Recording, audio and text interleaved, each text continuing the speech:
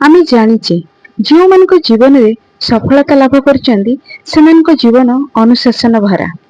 ସେମାନେ ତାଙ୍କ ଜୀବନ ଶୈଳୀରେ କିଛି ଅନୁଶାସନକୁ କଡାକଡି ଭାବରେ ପାଳନ କରିଥାନ୍ତି।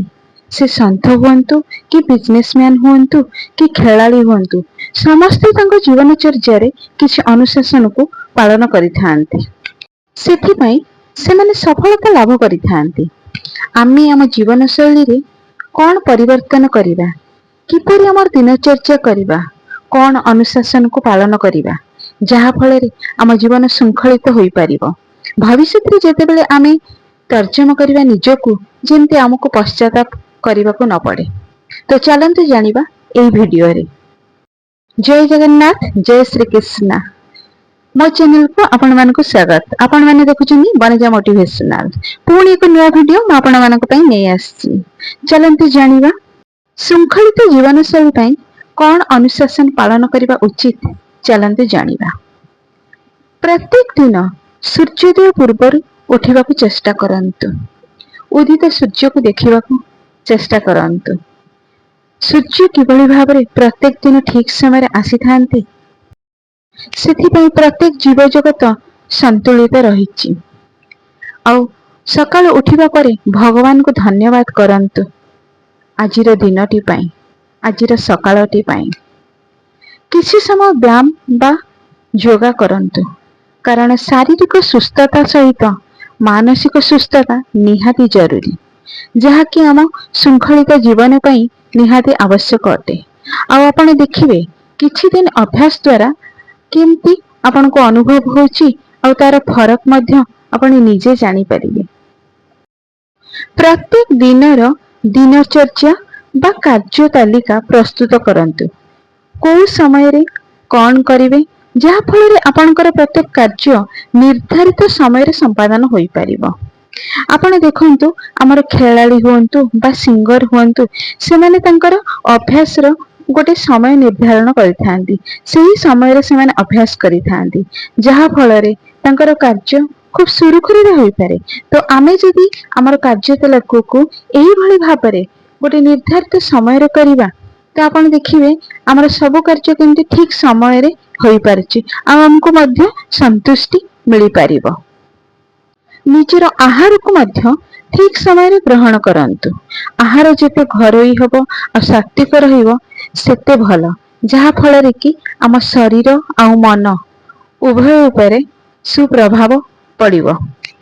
କୁହନ୍ତୁ ତ, ଯେଉଁଦିନ ଆପଣ ମନ୍ଦିର ପ୍ରସାଦ କିମ୍ବା ବ୍ରତ ଓ ଉପବାସରେ ଗ୍ରହଣ କରିଥାନ୍ତି ସାତ୍ଵିକ ଭୋଜନ, ସେଦିନ ଆପଣଙ୍କର ମାନସିକ ସ୍ଥିତି କିଭଳି ଥାଏ? ବହୁତ ଭଲ ଲାଗିଥାଏ। ସେଦିନ କ୍ରୋଧ ଈର୍ଷା ଠାରୁ ଆମେ ଯେମିତି ଦୂରରେ ଥାଉ। ଖାଦ୍ୟର ବଡ ପ୍ରଭାବ ଆମ ଶରୀର ଆଉ ମନ ଉପରେ ପଡିଥାଏ। କୁହାଯାଏ ତ, ଯେମିତି ଅନ୍ନ ସେମିତି ମନ। ଆପଣଙ୍କର ଲକ୍ଷ୍ୟ ନିର୍ଦ୍ଧାରଣ କରନ୍ତୁ।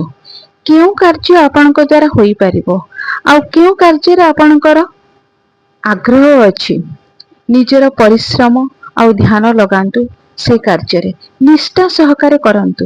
ଦେଖିବେ ଆପଣଙ୍କର ଲକ୍ଷ୍ୟ ନିଶ୍ଚିନ୍ତ, ଆପଣ ଲକ୍ଷ୍ୟକୁ ହାସଲ କରିପାରିବେ।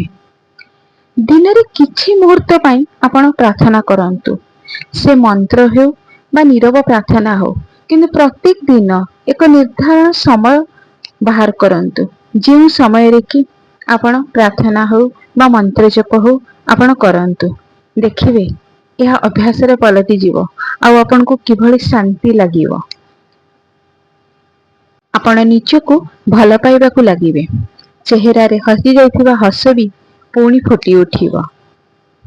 ପ୍ରକୃତିର ସବୁଜିମା ଭିତରେ ନିଜକୁ କିଛି ସମୟ ଦିଅନ୍ତୁ। ପ୍ରକୃତିକୁ ଭଲ ପାଆନ୍ତୁ, ପ୍ରକୃତି ମଧ୍ୟ ଆପଣଙ୍କୁ ଭଲ ପାଇବ। ପିତା ମାତା ଗୁରୁଜନ ମାନଙ୍କୁ ସମ୍ମାନ ଦିଅନ୍ତୁ। ନିଜର ମତ ରଖିବାକୁ ହେଲେ ଧୀର ସ୍ୱଭାବରେ ଆପଣ ପ୍ରକାଶ କରନ୍ତୁ, କାରଣ ଆପଣଙ୍କର ବାଣୀ କାହାକୁ ଯେମିତି କଷ୍ଟ ନ ଦିଅ।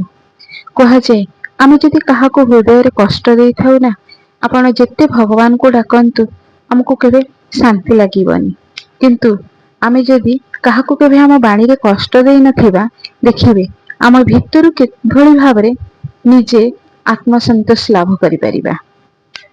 ନିଜର ମନର ଡୋରିକୁ ନିଜ ନିୟନ୍ତ୍ରଣରେ ରଖନ୍ତୁ। ଯେମିତି बस चालक बा ट्रेन चालक ସେମାନେ ନିଜ କଣ୍ଟ୍ରୋଲରେ ବସ୍ ବା ଟ୍ରେନକୁ ରଖିଥାନ୍ତି। ଆଉ ଯଦି ସେମାନେ ନିଜ କଣ୍ଟ୍ରୋଲ ବାହାରକୁ ପଳାନ୍ତି ତାହେଲେ ତ ନିଜର କ୍ଷତି ସହିତ ବହୁତ ଜଣଙ୍କର ବି ଆମର କ୍ଷତି ହୋଇଥାଏ। ସେଇଭଳି ଭାବରେ ଆମ ମନକୁ ଆମେ ଯଦି ନିଜ ହାତରେ ରଖିବା, ନିଜ ନିୟନ୍ତ୍ରଣରେ ରଖିବା, ତାହେଲେ ଆମେ ଜୀବନରେ ଆମେ ଯାହା ଚାହୁଁଛେ ତାହା ହିଁ ହାସଲ କରିପାରିବା। ଆଉ ଆମକୁ ଏଣେ ତେଣେ ଭଟକିବାକୁ ଜମା ବି ପଡିବନି। ସେଥିପାଇଁ ନିଜର ମନର ଡୋରିକୁ ସବୁବେଳେ ନିଜ ହାତରେ ରଖନ୍ତୁ, ନିଜ ନିୟନ୍ତ୍ରଣରେ ରଖନ୍ତୁ। ଶୋଇବା ପୂର୍ବରୁ ଭଗବାନଙ୍କୁ ଧନ୍ୟବାଦ ଅର୍ପଣ କରନ୍ତୁ।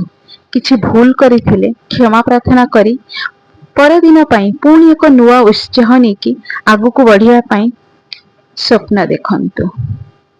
ଆଜିର ଭିଡିଓଟି ଆପଣମାନଙ୍କୁ କେମିତି ଲାଗିଲା ନିଶ୍ଚିନ୍ତ ଭାବରେ ଜଣେଇବେ। ଆଉ ଭିଡିଓଟି ଭଲ ଲାଗିଥିଲେ ଲାଇକ୍ କରିବେ, ସେୟାର କରିବେ, ଆଉ ଆପଣଙ୍କର ମତାମତ ନିହାତି ଦେବେ। ପୁଣି ଏକ ନୂଆ ଭିଡିଓ ନେଇ ମୁଁ ଆସିବି ଆପଣମାନଙ୍କ ପାଇଁ। जय श्री कृष्ण, जय जगन्नाथ।